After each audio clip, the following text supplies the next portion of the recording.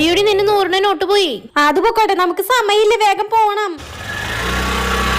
അച്ഛാ, ഒരു 200 രൂപ ചില്ലറ തന്നെ. കുറച്ചു നേരം നിൽക്കും മോളെ, ഇപ്പൊ തരാം.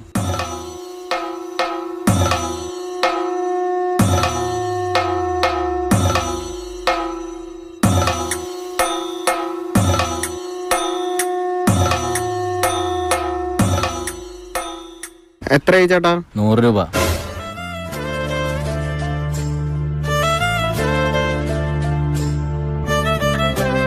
എന്നാ മോളെ 200.